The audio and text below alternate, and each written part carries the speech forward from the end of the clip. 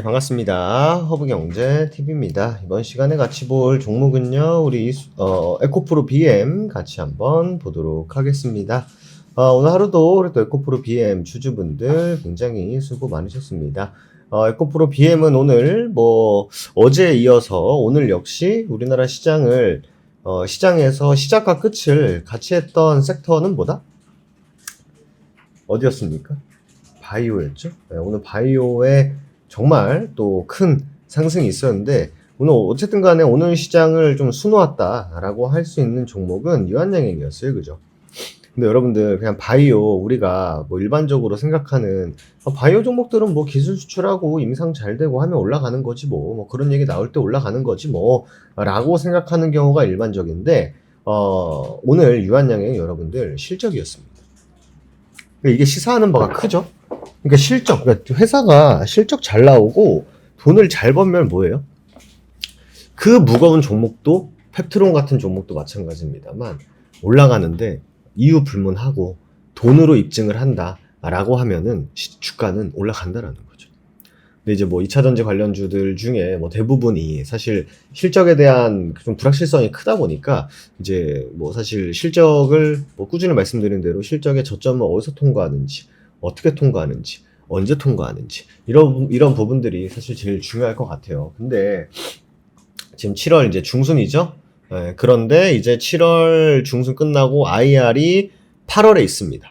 네, 8월 5일날 온라인 컨퍼런스 콜을 진행을 하는데, 여기서 뭐예요? 2분기 경영실적 발표하고요. 그리고 질의응답, 컨퍼런스 콜, 그리고 당사 홈페이지를 통해 이렇게 쓰고 홈페이지 팝업창을 통해서 들어올 수 있다. 이런 겁니다. 그러니까 8월 5일날 나오죠.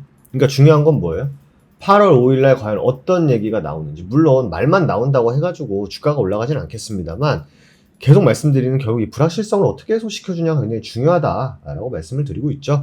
그렇기 때문에 8월 5일 전까지 별다른 얘기가 없다라고 하면은 아무래도 이 실적에 대한 코멘트를 우리가 좀 기다리는 게 맞지 않을까라는 생각을 합니다. 그렇기 때문에 실적적인 부분은 우리가 그날 한번 체크를 해보면 될 것 같고요. 사실 이제 제가 오늘 텔레그램에도 이렇게 올려드렸어요. 오후장에 2차전지를 갖고 계신 분, 2차전지를 하나씩 갖고 있다 하시는 분들 따봉 한번 눌러주세요. 그래서 한 100분 정도 눌러주시고 이렇게 쭉 브리핑을 드렸는데, 요거 간략하게 말씀을 드려보면은 이게 또 사실 제가 며칠 전에도 말씀드렸습니다만 해석이 다 다르다라고 말씀을 드렸었죠. 분석하는 애널리스트 분들마다 이 전기차 시장의 하반기에 대한 전망을 누구는 이제는 이라고 해석하시는 분도 있고, 여전히 라고 해석하시는 분들도 있습니다. 네. 사실 내용을 보면은 2025년 하반기로 갈수록 미국의 전기차 수요가 본격적으로 둔화될 조짐이 보인다. 네.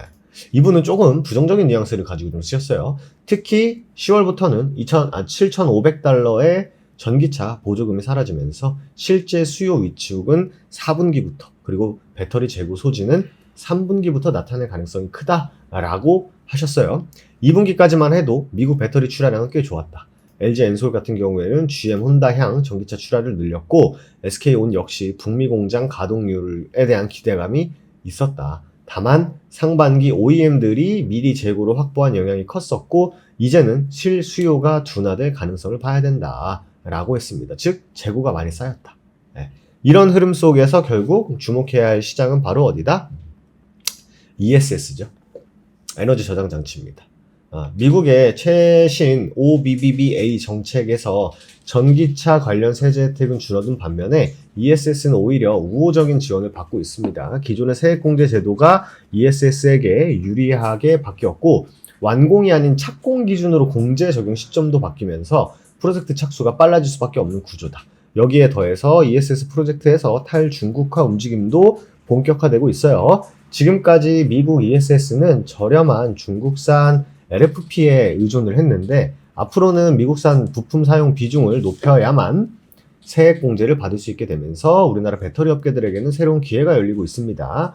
미국 ESS 설치 규모는 2023년 19기가와트에서 2025년 무려 60에서 70기가와트까지 확대될 것으로 전망이 되는데, 문제는 사실 그런 건 알겠어.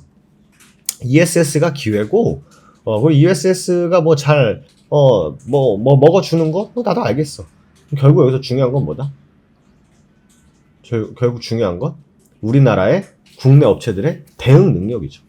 LG 엔솔이 LFP 기반으로 16GW, 삼성 SDI가 NCM 기반으로 10GW 캐파를 확보하고 있지만 아직 충분한 수준은 아닙니다. 네. 특히 LFP 양극재를 자체 생산하지 못하는 국내 양극재 업체들에게는 어떻게 보면 뭐예요? 도전이자 기회이다 라는 거죠. 하반기, 그러니까 전기차 시장이 조정을 받는 사이에 미국의 ESS 시장은 정책 수혜와 함께 급격히 성장할 가능성이 크고, 이 흐름에서 국내 배터리 업계가 이 흐름을 어떻게 잡아갈 건지가 제일 중요하다.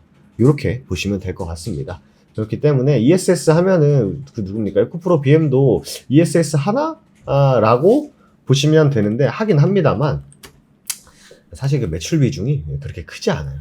네, 이거 다트 들어가서 보시면 에코프로 BM 보시면 하이니켈계 NCA 및 NCM 양극활 물질 쭉 나오고 뭐 다양한 어플리케이션에 적용이 된다. ESS에도. 그런데 보면은 여기 나오죠? NCA, NCM 양극재 소재 매출 비중이 거의 대부분이죠. 대부분입니다. 그리고 SK온하고 삼성 SDI가 메인 거래처고. 그렇기 때문에 사실 이번 8월 5일 날 과연 실질적인 부분을 어떻게 얘기가 나오는지에 따라서 불확실성이 완연하게 해소될 수 있는 그런 또 어떻게 보면 트리거가 될 수 있기 때문에 요 전까지는 아무래도 좀 바이오가 워낙 강세다 보니까 바이오와 2차 전지 안에서 뭐 순환매가 일어날 수 있고 왔다 갔다 할 수는 있겠습니다만 일단은 뭐 바이오 강세를 보되, 그리고 이런 또 실적 시즌, 그리고 또 컨퍼런스 콜 시즌 요때에 맞물려서 다시 한번 또 2차 전지의 약진이 나와줄 수 있을지 같이 한번 보자 라는 말씀 드리도록 하겠습니다. 좋습니다. 저희 형제TV 공식 텔레그램 혹은 아직까지 안 들어와 계시다 라고 하신다면 저희 형제TV 꼭 입장하셔야겠죠. 여러분들께서 보고 계신 영상 댓글 설명란에 저희 공식 텔레그램 채널 있습니다. 꼭 오셔가지고 여러분들 투자 아이디어들 꼭 얻어 가셔야 됩니다. 꼭 들어오셔야 돼요. 지금 상황에서는 가장 중요한 것은 결국 뭡니까? 우리가 어떤 종목, 어떤 업종을 통해서 돈을 벌 수 있는지가 굉장히 중요하고, 그게 어렵다라고 하시면 도움 같이 받아보시면 좋을 것 같습니다. 좋습니다. 오늘 하루도 여러분들 너무 수고 많으셨고, 텔레그램 입장은 꼭 해두시고, 저는 또 다음 이 시간에 다시 인사드리도록 하겠습니다. 감사합니다.